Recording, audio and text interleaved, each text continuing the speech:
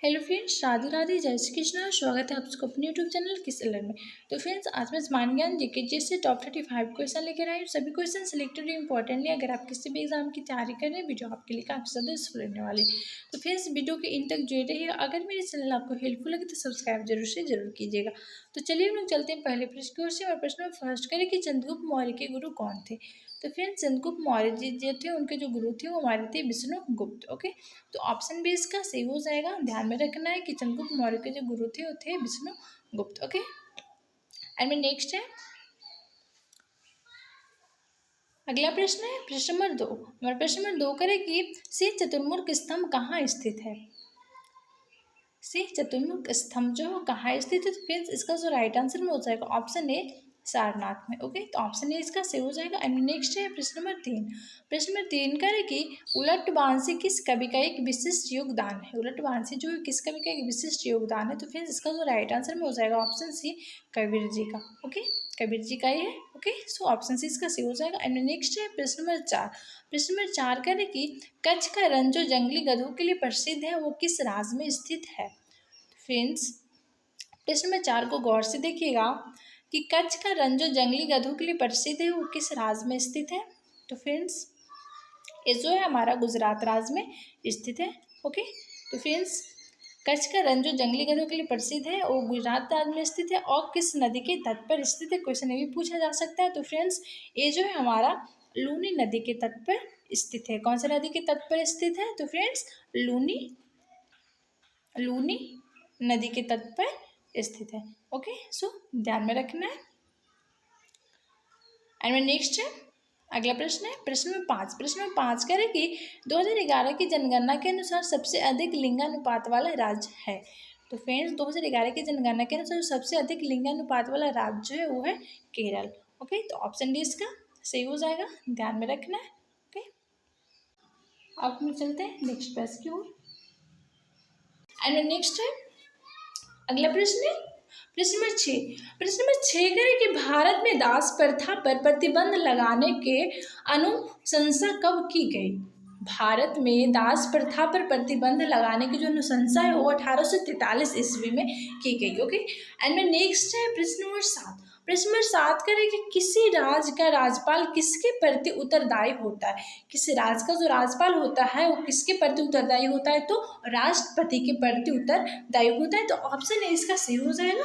And में next अगला प्रश्न है प्रश्न नंबर 8। प्रश्न नंबर 8 करें कि डॉक्टर राजेंद्र प्रसाद संविधान सभा की किस समिति के अध्यक्ष थे। डॉक्टर राजेंद्र प्रसाद जी जो थे वो संविधान सभा के किस समिति के अध्यक्ष थे। तो फ्रेंड्स इसका जो राइट आंसर मेरा क्या हो जाएगा, ऑप्शन ए प्रक्रिया नियम समिति, संचालन नियम समिति, वेतन कर्मचारी समिति। ये चारों में से इसका जो राइट आंसर है मेरा क्या हो जाएगा, तो फ्रेंड्स इसका जो राइट आंसर है हो जाएगा ऑप्शन डी उपयुक्त सभी। एंड में नेक्स्ट है प्रश्न नंबर 9। प्रश्न नंबर 9 करें कि भारत का राष्ट्रीय पहनाव क्या है। भारत का जो राष्ट्रीय पोशाक यानी कि राष्ट्रीय पहनावा जो है वो है हमारा धोती कुर्ता। तो ऑप्शन बी इसका सही हो जाएगा। एंड में नेक्स्ट है प्रश्न नंबर 10। प्रश्न नंबर 10 करें कि किसके जन्म दिवस को खेल दिवस के रूप में मनाया जाता है। किनके जन्म दिवस को खेल दिवस के रूप में मनाया जाता है, तो फिर इसका जो राइट आंसर हो जाएगा मेजर ध्यानचंद जी के जन्म दिवस को खेल दिवस के रूप में हम लोग मनाते हैं। ओके, एंड में नेक्स्ट है प्रश्न नंबर 11। प्रश्न में 11 करें कि मानव शरीर में पित्त रस का निर्माण कहाँ होता है। मानव शरीर में जो पित्त रस का जो निर्माण होता है वो कहाँ पे होता है, तो फिर इसका जो राइट आंसर हो जाएगा यकृत में होता है। ओके, ऑप्शन सी इसका सही हो जाएगा। एंड नेक्स्ट है प्रश्न नंबर 12। प्रश्न नंबर 12 करें कि जैन धर्म में महावीर के द्वारा ज्ञान प्राप्ति को क्या कहते हैं। जैन धर्म में जो महावीर जी के द्वारा ज्ञान प्राप्ति होता है उसे हम लोग क्या कहते हैं, तो कैवल्य कहते हैं। ओके, तो ऑप्शन सी इसका सही हो जाएगा। ध्यान में रखना है। एंड नेक्स्ट है प्रश्न नंबर 13। प्रश्न नंबर 13 करें कि भारत का पहला केबल रेल ब्रिज कहाँ बनाया जा रहा है।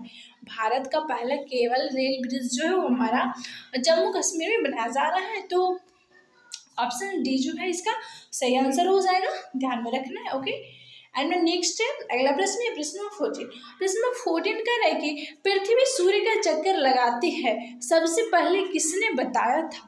पृथ्वी जो सूर्य का चक्कर लगाती है सबसे पहले किनके द्वारा बताया गया था, तो फिर ये हमें बताया गया था कॉपरनिकस के द्वारा। ओके, तो ऑप्शन डी इसका सही हो जाएगा। ध्यान में रखना है। ओके, एंड नेक्स्ट है प्रश्न नंबर 15। प्रश्न 15 करें कि निम्न में से किस सब्जियों का जड़ खाया नहीं जाता है। निम्नलिखित में से जो किस सब्जियों का जड़ हम लोग खा नहीं सकते हैं, तो आलू का जड़ हम लोग नहीं खाते, बाकी ये तीनों का तो हम लोग खा देंगे। तो ऑप्शन ए इसका सही हो जाएगा। एंड नेक्स्ट है प्रश्न नंबर 16। प्रश्न नंबर 16 करें कि भारत में कौन सी मिट्टी सर्वाधिक है।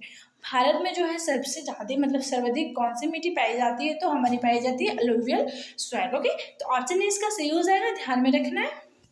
एंड नेक्स्ट है प्रश्न नंबर 17। प्रश्न नंबर 17 करें कि हीराकुंड जल विद्युत परियोजना किस नदी पर स्थित है।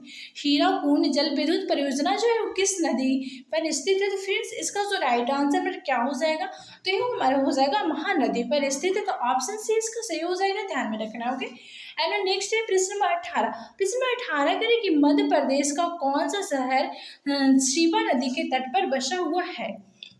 तो फ्रेंड्स मध्य प्रदेश का जो कौन सा शहर है, सिटी जो है वो श्रीपा नदी के तट पर बसा हुआ है। तो उज्जैन जो है वो श्रीपा नदी के तट पर बसा हुआ है। तो ऑप्शन बी इसका सही हो जाएगा। ओके, एंड में नेक्स्ट है प्रश्न नंबर 19। प्रश्न नंबर 19 करें कि मणिकर्ण गर्म जल स्रोत किस राज्य में स्थित है। मणिकर्ण गर्म जल स्रोत जो है किस राज्य में स्थित है।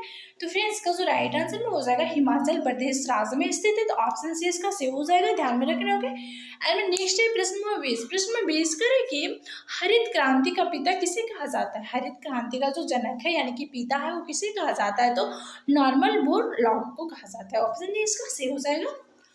एंड नेक्स्ट है प्रश्न में 21। प्रश्न में 21 करें कि क्षेत्रफल के मामले में कौन सा देश भारत में बड़ा नहीं है। क्षेत्रफल के मामले में कौन सा जो देश है भारत में बड़ा नहीं है, भारत से बड़ा नहीं है।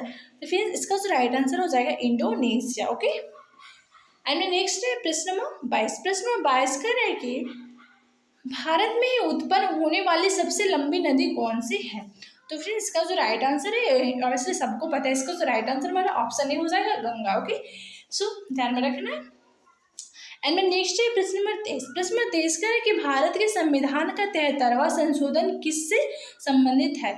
तो फ्रेंड्स 73वां संशोधन जो है किससे संबंधित है। तो फ्रेंड्स इसका जो राइट आंसर है हमारा क्या हो जाएगा कि भारत के संविधान के जो 73वां संशोधन है वो पंचायती राज से संबंधित है। तो ऑप्शन से इसका सही हो जाएगा, ध्यान में रखना है।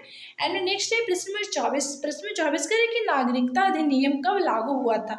तो फिर नागरिकता अधिनियम जो हमारा 1955 ईस्वी में लागू हुआ था 1955 में। ओके, तो ऑप्शन भी इसका सही हो जाएगा। एंड में नेक्स्ट है प्रश्न नंबर 25। प्रश्न नंबर 25 करें कि राष्ट्रीय एकता परिषद की स्थापना कब की गई थी। तो 1961 ईस्वी में की गई थी। ओके, तो ऑप्शन से इसका सही हो जाएगा। एंड में नेक्स्ट है प्रश्न नंबर 26। प्रश्न नंबर 26 करें कि निम्न में से किस राष्ट्रपति का कार्यकाल सबसे कम था। निम्नलिखित में से किस राष्ट्रपति का जो कार्यकाल था वो सबसे कम था।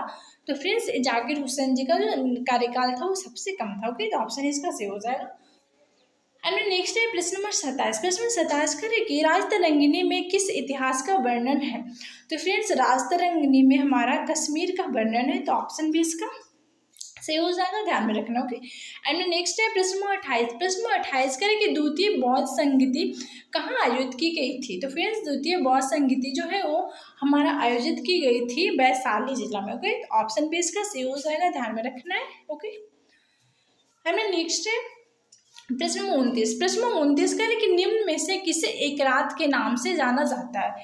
तो फ्रेंड्स निम्नलिखित में से किसे एक रात के नाम से जाना जाता है। तो फ्रेंड्स इसका जो राइट आंसर में हो जाएगा ऑप्शन ए महापद नंदन जी को क्या बोलता है एक रात के नाम से जाना जाता है। ओके, एंड में नेक्स्ट है प्रश्न नंबर 30। प्रश्न नंबर 30 करें कि सिंधु घाटी सभ्यता की प्रमुख विशेषता क्या थी। तो फ्रेंड्स इसका जो राइट आंसर में हो जाएगा शहरी सभ्यता। सिंधु घाटी जो सभ्यता थी वो एक कैसी सभ्यता थी, तो शहरी सभ्यता थी। ओके, तो ऑप्शन भी इसका सही हो जाएगा, ध्यान में रखना है। ओके, एक प्रमुख विशेषता थी सिंधु घाटी सभ्यता की। ओके, एंड में नेक्स्ट है अगला प्रश्न है प्रश्न नंबर 31। प्रश्न नंबर 31 का है कि विश्व में हरित क्रांति के जनक नॉर्मन बोरलॉग किस देश से संबंधित थे। तो फ्रेंड्स इसका जो राइट आंसर में हो जाएगा ऑप्शन डी अमेरिका, यानी कि अमेरिका या अमेरिकी बोल सकते हैं। ओके, एंड में नेक्स्ट है प्रश्न नंबर 32। प्रश्न नंबर 32 का है कि भारतीय संविधान का निम्नलिखित में से कौन सा अनुच्छेद शोषण के विरुद्ध अधिकार से संबंधित है। तो फिर इसका जो राइट आंसर हो जाएगा आर्टिकल 23 और 24। ओके, तो ऑप्शन बी इसका सही हो जाएगा, ध्यान में रखना। एंड नेक्स्ट है प्रश्न नंबर 33। प्रश्न नंबर 33 करें कि सम्राट अशोक किसके पुत्र थे। तो फ्रेंड्स सम्राट अशोक जो थे वो किसके पुत्र थे, तो फ्रेंड्स ये थे हमारे बिंदुसार के। ओके, एंड नेक्स्ट है प्रश्न नंबर 34। प्रश्न नंबर 34 करें कि आगा खान गोल्ड कप निम्नलिखित किस खेल से संबंधित है। तो फ्रेंड्स आगा खान गोल्ड कप जो है वो निम्नलिखित में से हॉकी से संबंधित है। ओके, तो ऑप्शन सी इसका सही हो जाएगा, ध्यान में रखना है। नेक्स्ट है प्रश्न नंबर 35। प्रश्न नंबर 35 करें कि हम्पी उत्सव प्रतिवर्ष निम्नलिखित में से किस राज्य में मनाया जाता है। तो फ्रेंड्स इसका जो राइट आंसर हो जाएगा ऑप्शन ए कर्नाटक। ओके, तो ऑप्शन ए इसका सही हो जाएगा, ध्यान। तो फ्रेंड्स अब मेरी टॉप 35 क्वेश्चन की वीडियो कंप्लीट होती है। हम लोग मिलते हैं नेक्स्ट वीडियो में। Thanks for watching me.